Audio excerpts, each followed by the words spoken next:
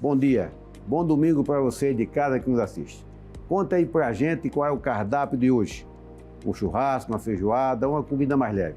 Seja qual for a sua escolha, evite excesso. Sua saúde, em especial o seu fígado, agradece. Hoje vamos falar justamente das doenças hepáticas, das doenças do fígado. Algumas delas associadas ao consumo excessivo de gordura e álcool. Para isso, convidamos o Dr. José Eduardo Trevisoli, especialista em patologia, em doenças do fígado. Surgiu alguma dúvida durante o programa? Aponte a câmera do seu celular para o QR Code na tela e mande a sua questão que a gente responde. Não saia daí, o meu doutor volta já. Qual o órgão que filtra e purifica o nosso sangue? Se você pensou nos rins, está certo. Mas essa também é uma função do fígado, que é a pauta do nosso programa de hoje. Para falar das doenças hepáticas, das doenças do fígado, que afetam milhões de pessoas em todo o mundo, está aqui comigo o Dr. José Eduardo Trevisoli, doutorado em patologia molecular pela UNB, chefe da unidade de gastroenterologia do Hospital de Base e professor de medicina da Universidade Católica de Brasília. Ele tem extensa experiência em tratar hepatites virais, doenças hepáticas, gordurosas, doenças hepáticas alcoólicas e também na realização de transplantes hepáticos. Doutor José Eduardo, inicialmente agradecer esse tempo que você está disponibilizando para a gente bater um papo aqui, falar sobre as doenças do fígado, e também é necessário que quem nos assiste, quem nos ouve, fique atento, porque essas questões do fígado são muito importantes, tem a ver com alimentação, tem a ver com estilo de vida e causam uma série de complicações, não é isso? É isso, muito obrigado pelo convite, parabéns pelo programa e espero contribuir com algumas informações que possam melhorar a qualidade de vida das pessoas. Eduardo, antes de começar, ou já começando a nossa conversa, é preciso que as pessoas que estão em casa entendam qual a função do fígado. A gente falou no início que um dos principais órgãos responsáveis por essa ação, essa função, é o rim, mas o fígado também executa isso. Qual a importância e como é que isso se dá? O fígado, juntamente com o rim, com o coração, o pulmão e o cérebro, são os 5 órgãos vitais. Nós não vivemos sem esses tecidos. E o fígado tem múltiplas funções. Com os alunos a gente brinca que se o coração tem uma função de bomba, o rim tem uma função de filtração, o fígado filtra, secreta, sintetiza, excreta, então ele tem uma múltipla função. E tem uma série de características anatômicas que o fazem ter peculiaridades. Como, por exemplo, ele recebe sangue concomitante de artéria e de veia. Então ele recebe sangue rico em oxigênio, ao mesmo tempo que ele recebe sangue rico em nutrientes. E isso faz com que ele tenha essas características de poder filtrar o corpo. Porém, ele é um órgão que tem uma capacidade de regeneração fantástica. No entanto, ele não vive bem em agressões contínuas. E isso pode levar a doenças a longo tempo. E como é que essas doenças se desenvolvem, né? Por que elas são tão preocupantes? Tem uma série de fatores que agridem o fígado. Tem fatores virais, tem fatores tóxicos, metabólicos, doenças de depósito, fatores de agressão ao fígado, como por exemplo o álcool é uma doença, um fator de agressão ao fígado historicamente conhecido. Desde 1920 a gente sabe que o fígado é agredido pelo uso contínuo e excessivo do álcool naquelas pessoas suscetíveis. Hoje em dia, a doença mais frequente, a causa mais frequente de doença hepática é exatamente as doenças metabólicas, como o diabetes, o pré-diabetes, a obesidade, que é infelizmente, muito frequente na população. Na questão de hábito alimentar, o que é que comprometeria mais o fígado? Em termos de hábito alimentar, primeiro o álcool, que é um hábito, não é um alimento, mas embora alguns deputados do Rio Grande do Sul queiram colocar como alimento, o álcool não é um alimento, mas do ponto de vista alimentar é o exagero entre aquilo que a pessoa come e aquilo que ela gasta. Ela consome, né? Exatamente. Quando há um superávit, há um depósito, e esse depósito, dependendo da quantidade, pode provocar depósito de gordura no fígado, tecnicamente chamado de esteatose, que vai gerar um processo inflamatório, que vai gerar posteriormente a fibrose e a cirrose. Mas o que a gente observa é que tem pessoas que bebem o dia todo, bebem muito e tal, e não desenvolve a cirrose, não desenvolve essas doenças do fígado. E tem outras que bebem pouco, mas tem um momento ali de uma comemoração, uma festa e tal, se excede um pouco e desenvolve uma cirrose. Perfeito. Como é que é isso? Porque o que nós sabemos que é lógico que aquela pessoa que não bebe ou que ingere uma quantidade pequena, ela não vai fazer doença. Agora, aquela que bebe acima de um determinado nível e que tem questões genéticas envolvidas, então nós sabemos que hoje o porquê que algumas pessoas não desenvolvem doença, porque ela tem predisposição, ela tem proteção. E aquelas pessoas que são predispostas, ao ingerir uma quantidade acima do limite mínimo, ela vai provocar fazer a lesão. Genética é sempre fundamental. Né? É. Então, é um hábito associado à questão genética. Como nós não sabemos, nós não temos ainda esse exame para poder dizer quem é que tem a predisposição genética. Eu posso beber muito, você não pode e tal, porque você tem predisposição. Por isso que você comentou, algumas pessoas bebem e não desenvolvem lesão, outras bebem relativamente menos do que aquela. Não é que não bebe, porque se não beber não vai ter lesão. Perfeito. Então não tem como fazer a prevenção. A prevenção é beber pouco. É beber pouco. Então tá certo. Então, e outro detalhe fundamental, desde que ela não tenha nenhum outro fator de doença o beber pouco num indivíduo sadio. Isso. Porque se ele, por exemplo, ele tem uma doença, só para citar, uma doença em que há um depósito excessivo de ferro no organismo, e isso também é genético, e às vezes ele não sabe. Então, quando associa dois fatores, como por exemplo, depósito de ferro ou obesidade e álcool, aí você não precisa daquele mesmo nível de quantidade anteriormente estabelecido pelo indivíduo sadio. Quantidade é a causa do problema. Perfeito. Mas a gente falou aqui de esteatose e tal. É comum no meu consultório, eu peço lá uma ecografia de abdômen e tal, e o paciente chega com a esteatose hepática. E os pacientes se assustam. Doutor, estou com esteatose hepática e tal. É o depósito de gordura no fígado. Né? Perfeito. Tratamento, perda de peso, atividade física, ou tem algo mais dependendo da intensidade da gordura no fígado? Então, o que hoje em dia, como eu comentei, a causa mais comum de inflamação no fígado é o depósito excessivo de gordura. Por vários motivos, a pessoa começa a depositar gordura no fígado. Essa gordura, quando atinge um determinado nível, provoca inflamação. Essa inflamação vai provocar necrose, que vai provocar fibrose, que vai provocar cirrose. Então, o importante é detectar quem está com um nível de gordura excessiva no fígado. Essa pessoa tem que começar a analisar os fatores que levaram àquilo. Começar a fazer dieta, começar a fazer exercício. E existe tratar o pré-diabetes, tratar o diabetes. Então, tem algumas doenças que não diretamente melhoram o fígado, mas que vão melhorar a condição de vida dela. E hoje já temos algumas medicações que também são utilizadas para alteração do metabolismo de açúcar, que pode melhorar. Mas aí precisa ser feita uma avaliação específica e iniciar com medicamento, porque, como você sabe, toda medicação tem os efeitos benéficos e tem os efeitos colaterais. E aí é caso a caso, né? Caso a caso, mas tem tratamento. Perfeito. E, bem, como a gente está falando das doenças do fígado, a gente não pode deixar de comentar, é fundamental, a questão das hepatites, né? Sim. Quais os tipos de hepatite, como é que elas surgem, né? Como é que elas são transmitidas? Os vírus, a gente classifica em vírus que agridem, chamados hepatotrópicos e não hepatotrópicos. Traduzindo, o que isso significa? São vírus que têm predileção pelo tecido hepático. E outros vírus que vivem no organismo e afetam todos os órgãos dentro de um contexto, e a hepatite pode surgir, como por exemplo a dengue, o Covid, são vírus que afetam o organismo como um todo e também podem afetar o fígado. E tem aquelas vírus que causam especificamente as hepatites, que foram classificadas e denominadas como letras, vírus da hepatite A, B, C, D e etc. Então, separando, as doenças não causadas pelos vírus dentro de um contexto, ou chamado não hepatotrópico, eles causam hepatite, podem ser graves, mas em geral é um fenômeno limitado, que vai durar durante 4, 6 semanas e a doença não progride. Algumas hepatites desses vírus hepatotrópicos podem cronificar, como é o caso da hepatite B, C e D.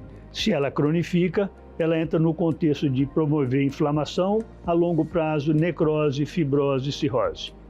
E a hepatite A, como é que é o comportamento? A hepatite A... Que é a de mais domínio público, né? O pessoal, Perfeito. Os pacientes conhecem mais a hepatite A, né? Como é que é? A hepatite A é a de transmissão fecal-oral, ou seja, dependendo das condições socioeconômicas da pessoa, a situação que ela vive, transmite por contato com água contaminada, com alimento contaminado.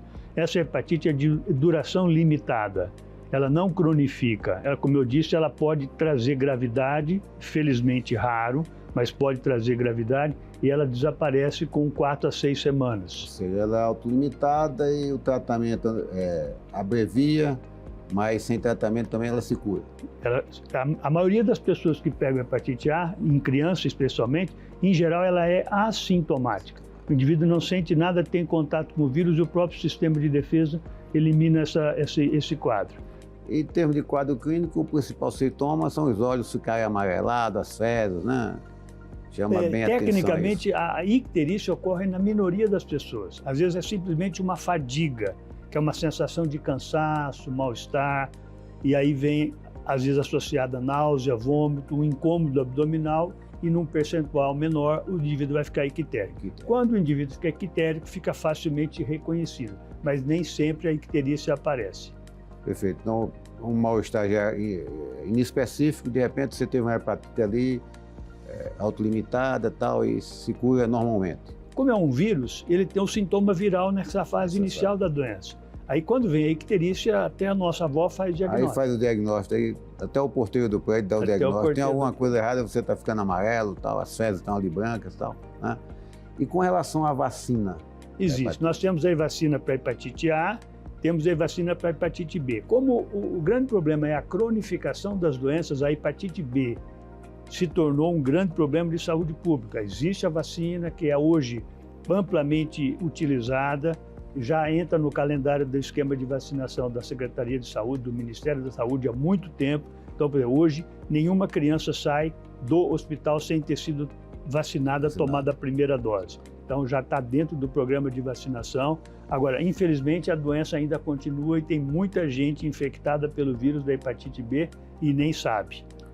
E a disponibilidade da vacina para hepatite para o adulto na Secretaria de Saúde, no serviço público, como é que é isso agora? Também está disponibilizada para aquelas pessoas que ainda não entrarem em atividade sexual, para aquelas pessoas de risco, ou qualquer pessoa que, ao fazer o exame, recebe a informação de que não tem imunidade contra a hepatite B, a gente recomenda a vacinação e o centro de saúde distribui essa vacina, aplica essa vacina. Bem, a gente está chegando no nosso intervalo, mas antes de passar para o próximo bloco, são quantas doses? São 3 doses habitualmente, 0, 30 dias e 180 dias. Então, é importante fazer as 3 doses, seguir o calendário, fundamental, para ter uma proteção completa, né? Fundamental. Bem, chegamos ao final do nosso primeiro bloco, vamos ao intervalo e daqui a pouco voltamos. Não saia daí. Estamos de volta com o programa Meu Doutor. Hoje recebemos o Dr. José Eduardo Trevisoli para falar sobre doenças hepáticas, doença do fígado. Se você tiver alguma dúvida, pode enviar que a gente responde. Para isso é só apontar a câmera do seu celular, QR Code na tela. Eduardo, vamos falar novamente sobre hepatites. E agora a questão da vacinação. No caso da hepatite B, tem vacinação? Exato.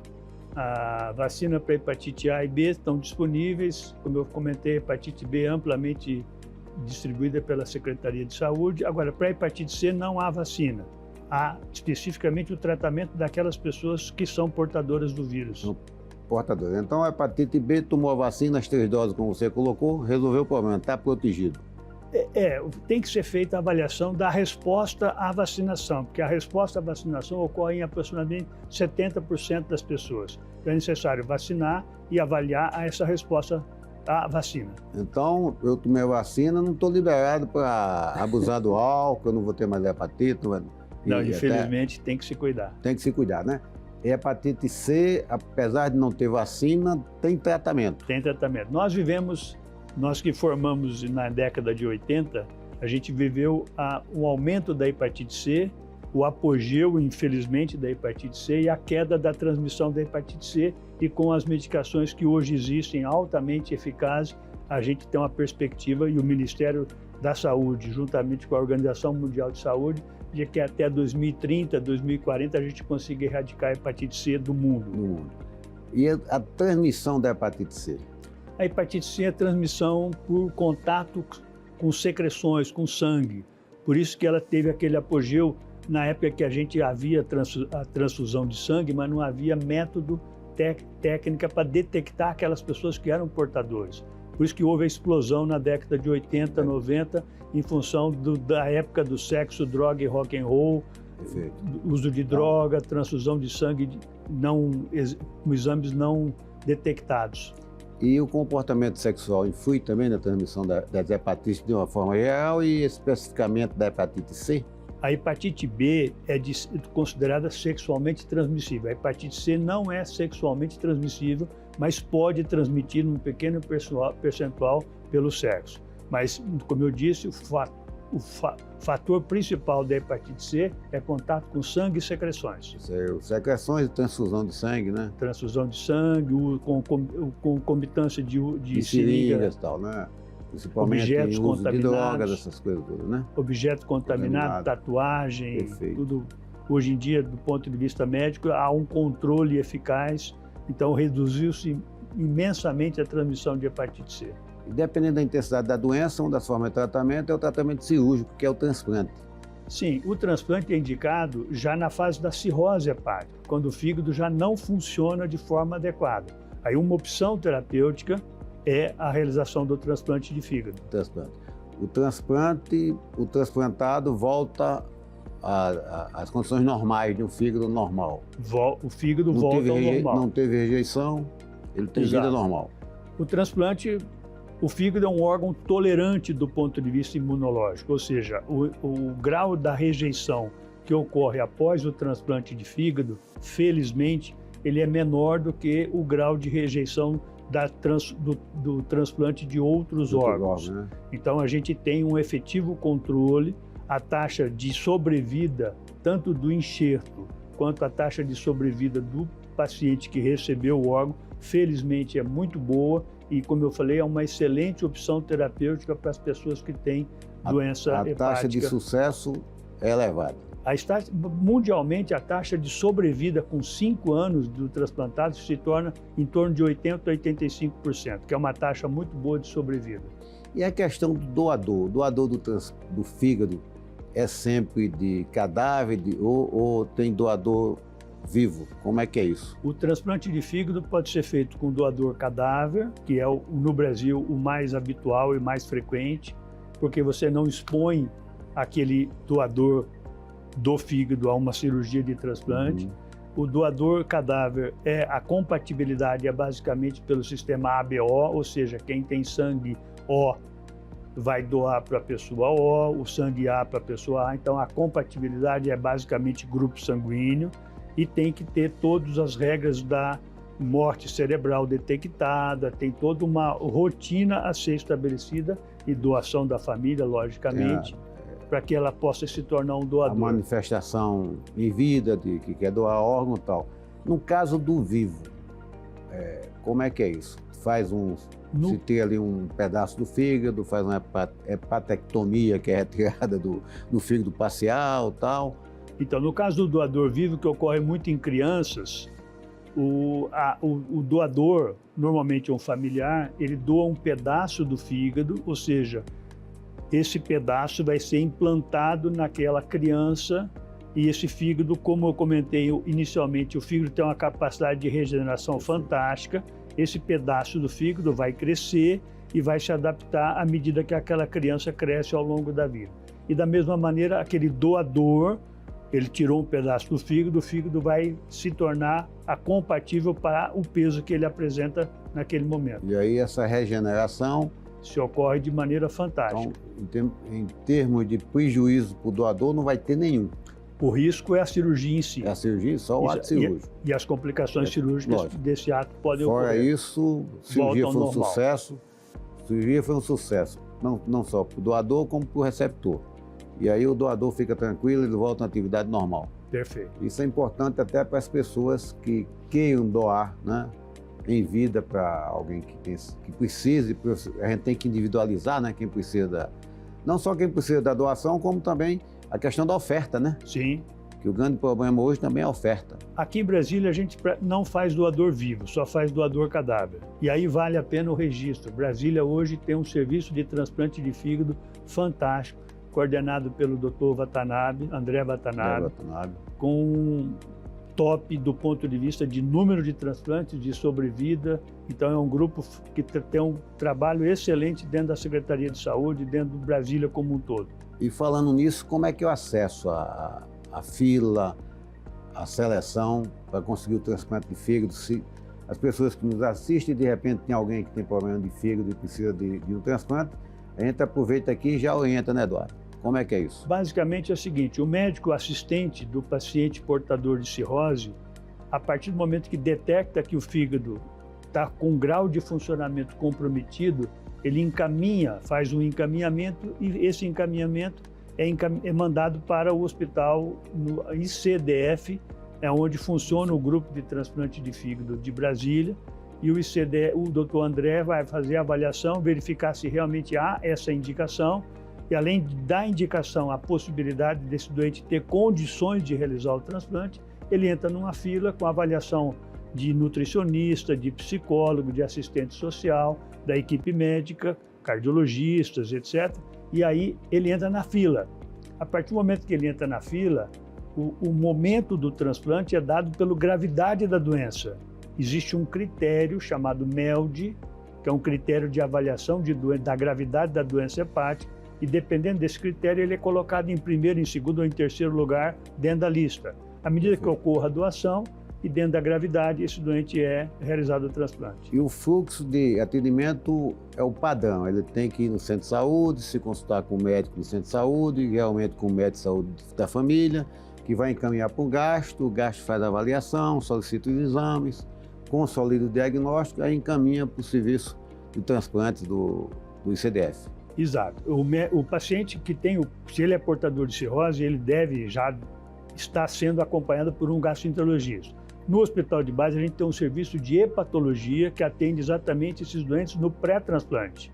A partir do momento que esse doente, portador de cirrose, está na necessidade, naquela condição de necessidade do transplante, ele é encaminhado para o ICDF, é feita a avaliação e posteriormente é realizado o transplante. Perfeito. E a disponibilidade de gastos na rede para fazer esse acompanhamento, esse diagnóstico, como é que está isso, Eduardo? A gente nós tem temos profissionais suficientes na rede pública, hoje nós temos a Secretaria de Saúde, o IGES. Como é que é a oferta de profissionais especializados hoje na rede pública do DF? Unidade de gastro, nós temos somente no hospital de base. Nós temos uma série de gastroenterologistas funcionando em diversos hospitais. Taguatinga, Gama, Sobradinho, Ceilândia, tem gastroenterologistas atendendo, realizando exames, consultas, mas unidade de gastro somente no hospital de base. Então, e dentro dessa unidade de gastro, a gente tem o serviço de hepatologia, que recebe esses pacientes encaminhados de clínicos, do centro de saúde, do médico da família. É só fazer um relatório constando que o paciente tem doença hepática, ele caminhado para o hospital de base ou para esses hospitais regionais onde tem gastroenterologistas, vai ser feita a avaliação inicial e, se necessário, encaminhado para o hospital de base e, posteriormente, se necessário, encaminhado para o serviço de transplante. Transplante, nesse aspecto, você acha que Brasília, no contexto nacional, está bem situado, bem pontuado? Muito bem situado. Brasília hoje está juntamente com São Paulo e juntamente com Fortaleza, no Ceará, os locais onde mais se realiza transplante de fígado, com sucesso. Perfeito. Bem, estamos chegando ao final do nosso programa, mas antes disso, nós precisamos que você dê os conselhos e orientação sobre hábitos alimentares, dieta, essas questões que o cidadão que não tem contato com o vírus, não pegou uma hepatite viral, que possa desenvolver uma cirrose, um problema que necessita de um transplante, mas que no dia a dia pode levar a uma cirrose ou uma esteatose hepática, se cuide, né? Faça a prevenção, cuidando da própria alimentação, dos hábitos alimentares. O que é que você aconselha? Eu aconselho moderação. Para mim, a alimentação tem que ser uma coisa compatível com o grau de atividade física que aquela pessoa tem. Se eu fosse um trabalhador rural, eu deveria comer mais porque eu estaria gastando mais. Esse é o primeiro ponto. O segundo ponto é a questão da variabilidade na alimentação. Comer alimentos variados, fruta, verdura, legumes. O terceiro ponto é, como você comentou no início, evitar o excesso de álcool, o excesso de consumo de álcool. Evitar o uso de produtos ditos naturais, produtos que possam afetar o fígado de forma agressiva. Perfeito. Eduardo, e a gente precisa que você disponibilize seus contatos, contato da sua clínica, seu serviço particular, que as pessoas que precisam e queiram entrar em contato com você possam ter acesso. Faremos essa distribuição, meu consultório, mas principalmente o Hospital de Base. Possa entrar em contato com a Secretaria da Gastroenterologia do Hospital de Base. Isso aí pode ser na própria secretaria, contato com você e tal. Perfeito. E também acessar o programa Meu Doutor, que a gente faz aí, né, o encaminhamento, faz aí o link. Bem, infelizmente chegamos ao final do nosso programa e as dúvidas vocês nos encaminhem, que aí qualquer necessidade que houver de quem nos assiste, nós fazemos esse contato com o Dr. Eduardo. Tenha um final de semana, um ótimo domingo.